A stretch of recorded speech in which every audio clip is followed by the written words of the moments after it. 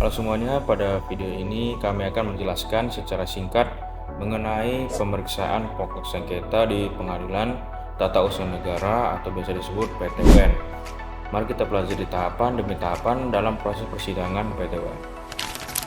PT-UN bertugas menangani perselisihan antara warga negara dengan pemerintahan terkait keputusan tata usaha negara.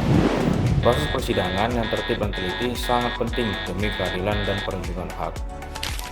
Selanjutnya, rapat permusyawaratan dilakukan oleh para hakim tanpa kehadiran pihak berperkara untuk memutuskan apakah perkara layak diterima atau ditolak berdasarkan kelengkapan gugatan.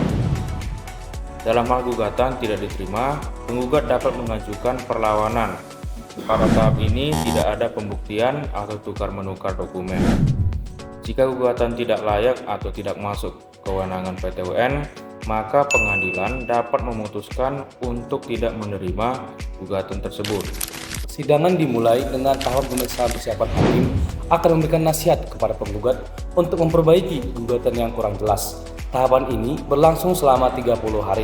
Di sini, hakim juga dapat meminta informasi tambahan dari pejabat terkait atau dokumen lain untuk kelengkapan gugatan. Tahap ini membantu memastikan gugatan telah siap untuk disidangkan di pengadilan. Setelah itu, masuk ke tahap pemeriksaan persidangan.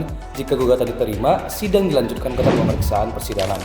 Hakim bertugas aktif memimpin jalannya persidangan yang berlangsung secara tertulis, namun juga dapat disampaikan secara lisan.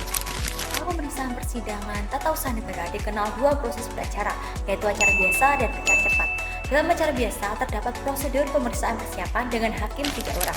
Acara biasa dimulai dari pembacaan gugatan, jawaban tergugat, replik, duplik, kesimpulan, putusan yang diucapkan dari sidang terbuka, upaya hukum apabila dikehendaki, dan pelaksanaan putusan.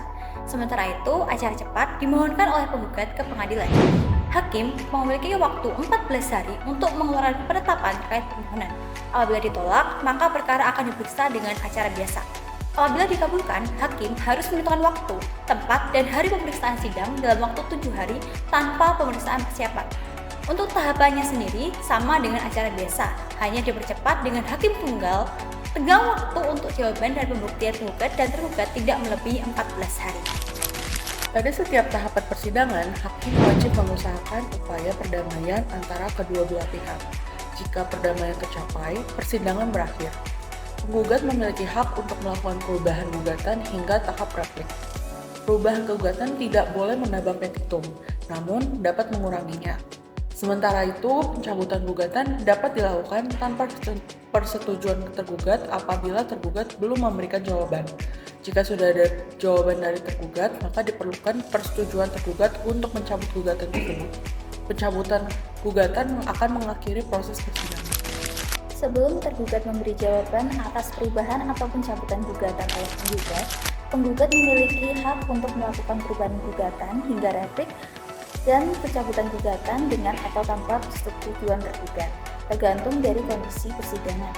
Setelah tahap jawaban dan tanggapan, hakim akan melakukan pembuktian dari kedua belah pihak untuk menguji kebenaran argumentasi masing-masing, yang mana semua kesimpulan akan diambil berdasarkan pembuktian tersebut.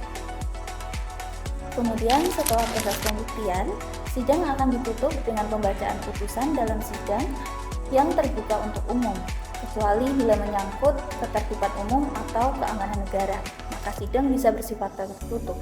Jika tidak puas dengan keputusan, pihak yang kalah bisa melakukan upaya hukum lanjutan seperti banding, kasasi, atau peninjauan kembali untuk mencari keadilan lebih lanjut.